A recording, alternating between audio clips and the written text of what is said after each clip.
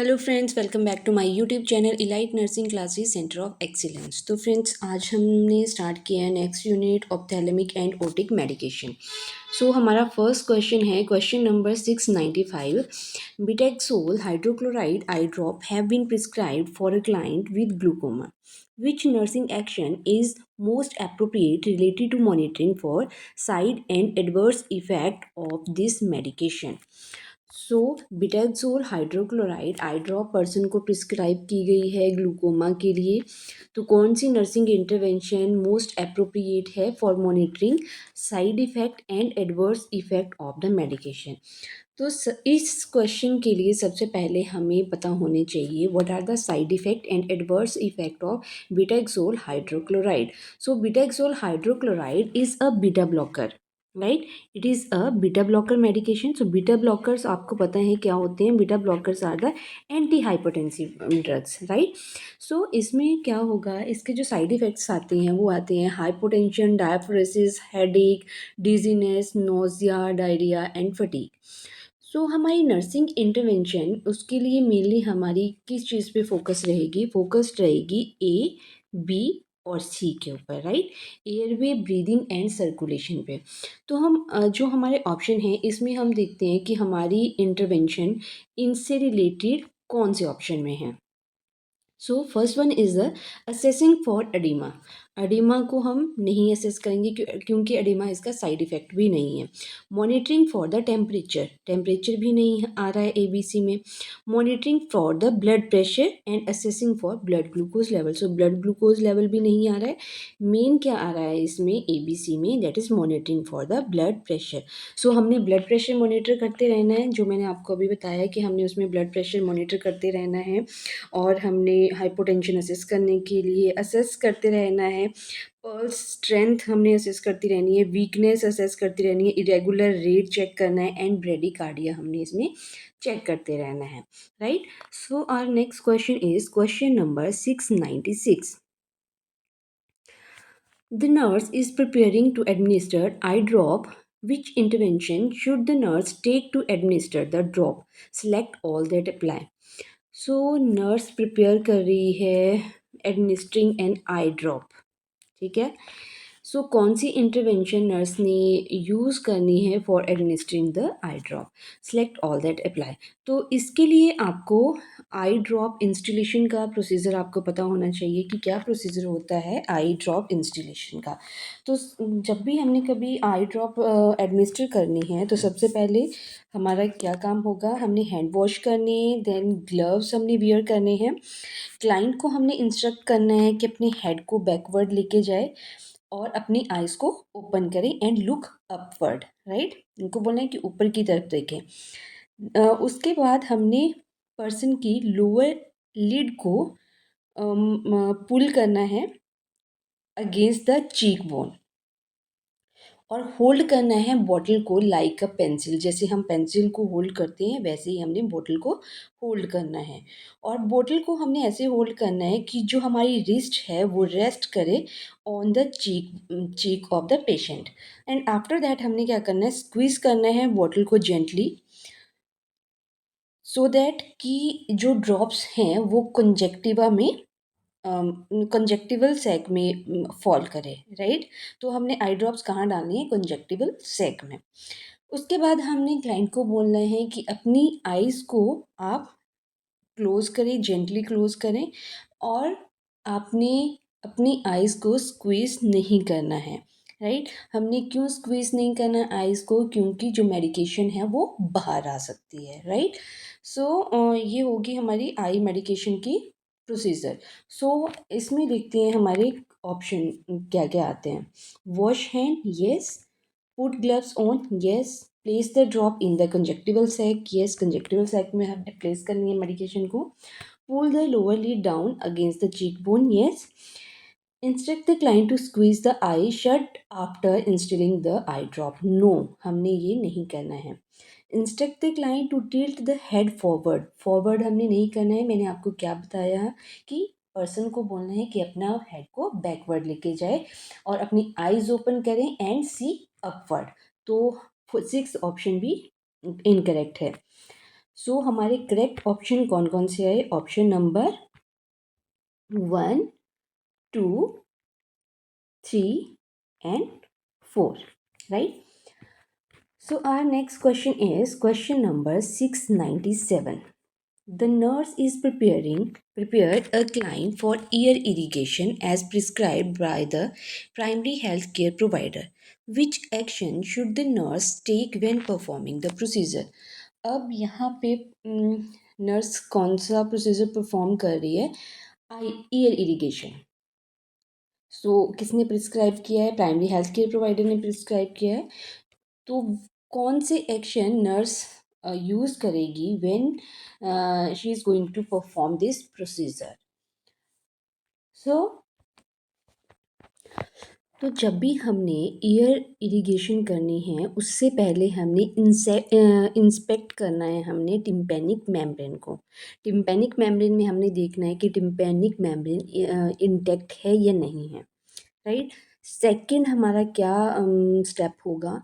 जो irrigating solution है वो वार्म होना चाहिए at the body temperature, like 98.6 degree Fahrenheit उसका तक वो वार्म होना चाहिए। अगर वो वार्म नहीं होगा तो उसकी वजह से ईयर को इंजरी हो सकती है, राइट? और पर्सन को नोज़िया हो सकता है एंड वर्टिगो हो सकता है, राइट? जो अफेक्टेड साइड होगी उसको हमने पेशेंट को बोलना है कि जब हमने इरिगेट कर दिया उसके बाद अफेक्टेड साइड को हमने डाउनवर्ड रखना है, सो दैट जो भी ड्रेनेज है उसको हम असिस्ट कर सकें, राइट?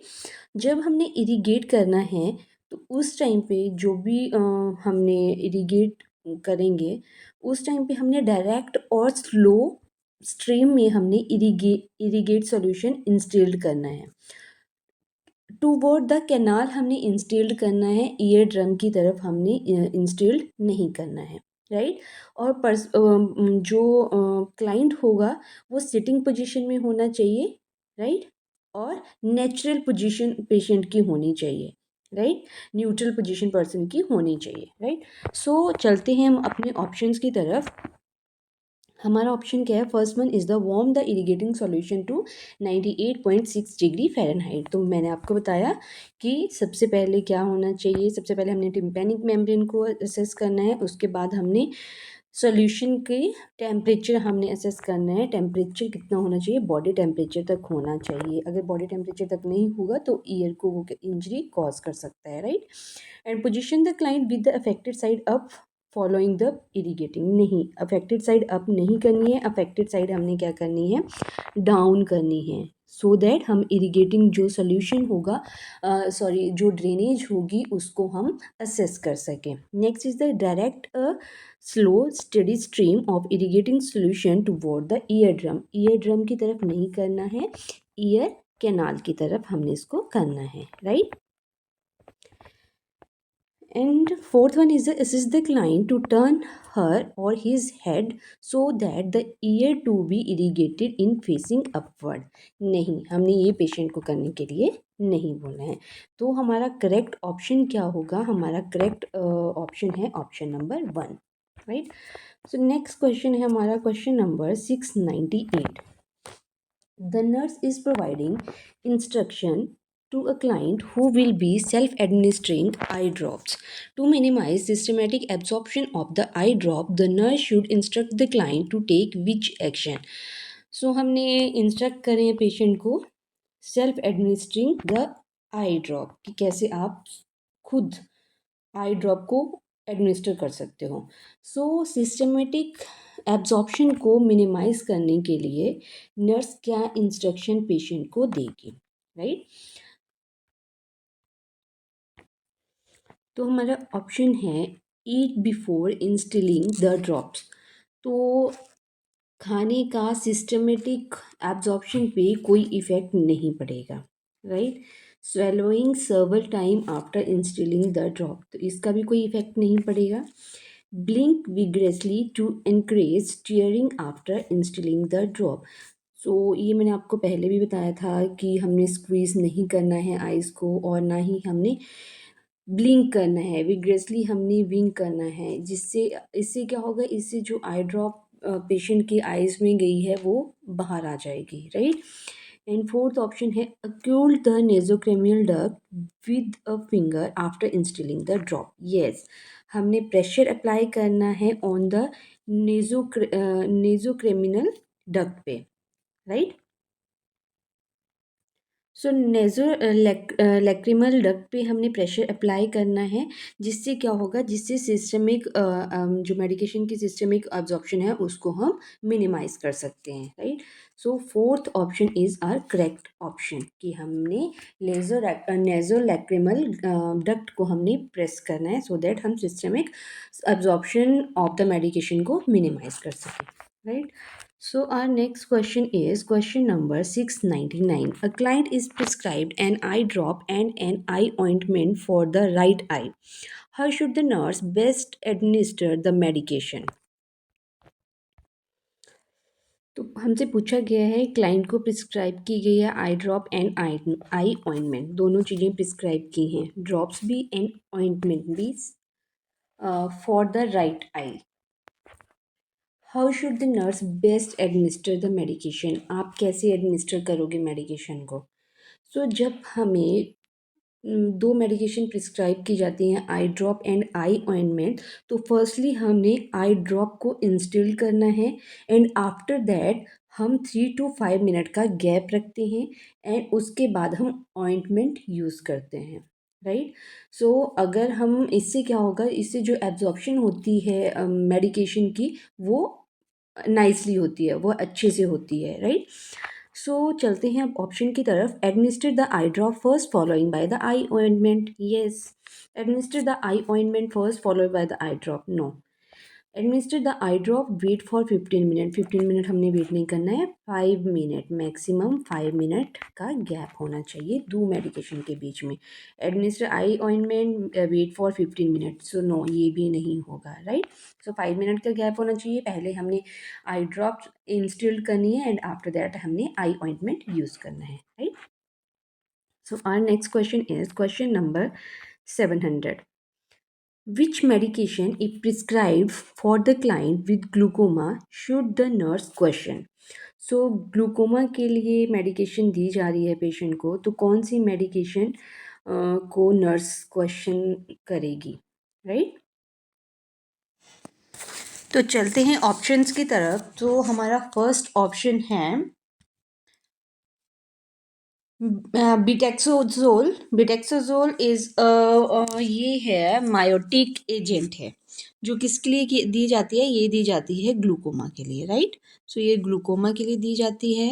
एंड पिलोकैरपिन भी, ये भी मियोटिक ड्रग्स हैं, ये भी सेम ग्लूकोमा के लिए दी जाती हैं। And third one is the erythromycin. Erythromycin is an antibacterial and it is given in bacterial conjunctivitis, right. And atropine sulfate. Atropine sulfate is mydriatic medication, and mydriatic medication क्या करती है, ये contraindicated होती है to the glaucoma patient, right. क्योंकि ये क्या करती है, जो इंट्रा ऑकुलर प्रेशर है उसको इंक्रीज करती है। So this medication is contraindicated in glaucoma patient. And betaxolol and pilocarpine, ये मेडिकेशन क्या करती हैं, ये इंट्राऑकुलर प्रेशर को डिक्रीज करती हैं। सो ग्लूकोमा में ऑलरेडी इंट्राऑकुलर प्रेशर इंक्रीज हुआ होता है, अगर हम एट्रोपिन सल्फेट देते हैं तो इंट्राऑकुलर प्रेशर और ज़्यादा इंक्रीज हो सकता है और पर्सन में परमानेंट ब्लाइंडनेस भी हो सकती है। सो एट्रोपिन सल्फेट देने अगर पेशेंट को देते हैं तो ग्लूकोमा के पेशेंट को, तो उस टाइम पे हमने क्वेश्चन करना है। सो नेक्स्ट क्वेश्चन है हमारा question number 701. A meiotic medication has been prescribed for a client with glaucoma and the client asks the nurse about the purpose of the medication. Which responses should the nurse provide to the client? तो client को दे रहे हैं, meiotic medication दे रहे हैं, ठीक है, glaucoma के लिए दे रहे हैं। सो क्लाइंट नर्स से पूछ रहा है purpose of the medication. So as a nurse what will be your response? तो बेसिकली हमसे क्वेश्चन में मेडिकेशन का मोड ऑफ एक्शन पूछा गया है। जो मियोटिक मेडिकेशन है ये कॉज करती हैं प्यूपिल को कंस्ट्रिक्ट करती हैं, राइट। जब ये मेडिकेशन देती हैं तो ये प्यूपिल को कंस्ट्रिक्ट करती हैं और ये यूज़ की जाती हैं टू ट्रीट द ग्लूकोमा, जो मैंने आपको लास्ट क्वेश्चन में बताया। और ये इंट्राओकुलर प्रेशर को डिक्रीज करती है, राइट। तो ये ब्लड फ्लो को इंक्रीज करेगी थ्रू द रेटिना, राइट। और डिक्रीज करेगी रेटिनल डैमेज को एंड लॉस ऑफ विजन को, राइट। सो ये क्या करेगी, बेसिकली जो इंट्राओकुलर प्रेशर है उसको लो करेगी। कैसे लो करेगी? ब्लड फ्लो को इंक्रीज करके in the retina and decrease the retinal damage decrease करेगी, जिसकी वजह से लॉस ऑफ विजन को इम्प्रूव किया जाता है, right.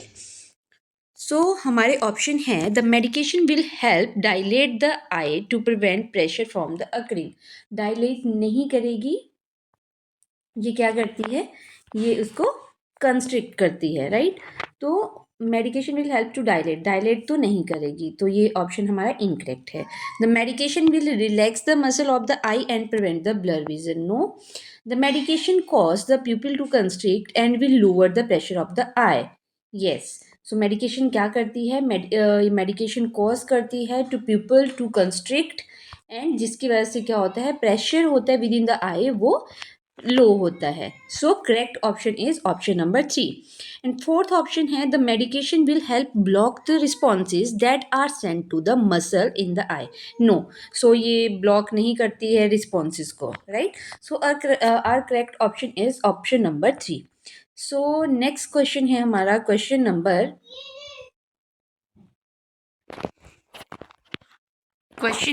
702। A client was just admitted to the hospital to rule out a gastrointestinal bleed. The client has brought several bottles of medication prescribed by different specialists. During the admission assessment, the client stated lately, I have been hearing some roaring sound in my ear, especially when I am alone. Which medication would the nurse identify as the cause of the client complaint?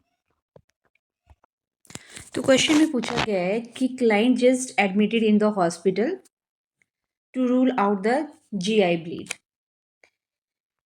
Client कुछ bottles लेके आया, medication की bottle लेके आया है जो prescribe की गई थी डिफरेंट स्पेशलिस्ट के through. During admission assessment client state lately, बाद में पेशेंट बताता है कि मुझे कुछ रोरिंग साउंड सुनाई देती हैं जब मैं अकेला होता हूँ। तो कौन सी मेडिकेशन नर्स आइडेंटिफाई करेगी जिसकी वजह से पर्सन को रोरिंग साउंड सुनाई देती हैं, राइट।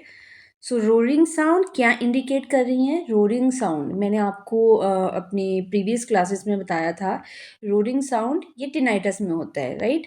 तो टिनाइटस कैसे स्टार्ट होता है? Mild ringing sound to roaring sound, right. So roaring sound हमें यहाँ पे इंडिकेट कर रही है टिनाइटस। तो कौन सी मेडिकेशन टिनाइटस कॉज करती है? तो जो हमारे ऑप्शन हैं उसमें से हम देख लेते हैं डॉक्सीसाइक्लिन। नो, ये रोरिंग साउंड नहीं, ये इसका साइड इफेक्ट रोरिंग या टिनाइटस नहीं कॉज करता। Atropine sulfate, no. Acetyl salicylic acid, yes, acetyl salicylic acid means aspirin, right. So aspirin क्या कॉज करती है? एस्पिरिन ये सिम्टम कॉज करती है, एस्पिरिन ऑटोटॉक्सिसिटी कॉज करती है। और जीआई ब्लीडिंग में acetyl cysteine is Contra indicated, right. ये इसमें क्या है? ये कॉन्ट्रा इंडिकेटेड है, राइट, कॉन्ट्रा इंडिकेटेड। एंड ये इसमें कॉन्ट्रा इंडिकेटेड है और ये और क्या कॉज करती है? टिनाइटिस कॉज करती है। तो नर्स ने यहाँ पे आइडेंटिफाई कर लिया कि अगर पर्सन एसिटाइल साइक्लिक एसिड ले रहा है तो उसकी वजह से पर्सन में ये रोरिंग साउंड सुनाई दे रही है, राइट। सो नेक्स्ट क्वेश्चन है हमारा question number 703। In preparation for cataract surgery, the nurse is to administer cyclophenolate eye drop at 9 a.m. for surgery that is scheduled for 9:15 a.m. What initial action should the nurse take in relation to the characteristics of the medication action? So cataract surgery के लिए prepare किया जा रहा है patient को। Nurse ने administer की है पर्सन को आई ड्रॉप साइक्लोपेंटोलेट 9 AM पे, और सर्जरी कब स्केड्यूल की गई है? 9:15 AM पे, मीन्स आफ्टर 15 मिनट पर्सन की सर्जरी होनी है। What initial action should the nurse take in relation to the characteristics of the medication action? Medication के एक्शन के अकॉर्डिंग नर्स कौन सा एक्शन इनिशियल एक्शन लेगी, राइट? सो साइक्लोपेंटोलेट कौन सी मेडिकेशन है? ये मिडिएट्रिक मेडिकेशन है, मीन्स ये प्यूपिल को डायलेट की जाती है, डायलेट करती है, और ये प्री ऑपरेटिव पेशेंट में दी जाती है, राइट? सो जो ये मेडिकेशन है ये रैपिडली एक्ट करती है, और इसका ये इफ़ेक्टिव होती है 25 to 75 मिनट में, ये अपना इफ़ेक्ट दिखाती है।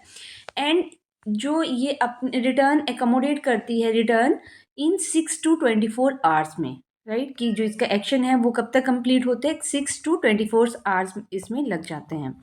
सो हमारे ऑप्शन है provide lubrication to the operative eye prior to given the eye drops, call the surgeon as this medication will further constrict the operative pupil, consult the surgeon as there is no sufficient time for the dilative effect to occur, give the medication as prescribed, the surgeon need optimal constriction of the pupil। तो जैसे मैंने आपको पहले बताया है कि इस medication का इफ़ेक्ट कितने टाइम तक होता है। इस मेडिकेशन का इफ़ेक्ट जो है 25 to 75 मिनट इसमें लग जाते हैं। तो आफ्टर 15 मिनट सर्जरी होनी है। सो उस टाइम पे हमने क्या करना है? कंसल्ट करना है सर्जन को कि हमारे पास अभी सफिशिएंट टाइम नहीं है for dilate the effectiveness of this medication, right? So correct option is option number 3, right? Option number 3 is the correct option। तो हमसे क्वेश्चन में भी इनिशियल असेसमेंट पूछी है, राइट? कि इनिशियली हम क्या करेंगे, राइट? तो इनिशियली हमें पता है कि इस मेडिकेशन के एक्शन को 25 to 75 मिनट लगते हैं, तो बट हमारे पास इतना टाइम नहीं है, तो हमने इमीडिएटली कंसल्ट करना है सर्जन को, right? So friends, today we have completed eye and ear disorder full unit. So आज हमारी 3 यूनिट्स कंप्लीट हो चुकी हैं। First unit is renal system, second is cardiovascular system, and third one is the eye and ear, right? So friends, मिलते हैं next class में with next unit. तब तक के लिए बाय बाय।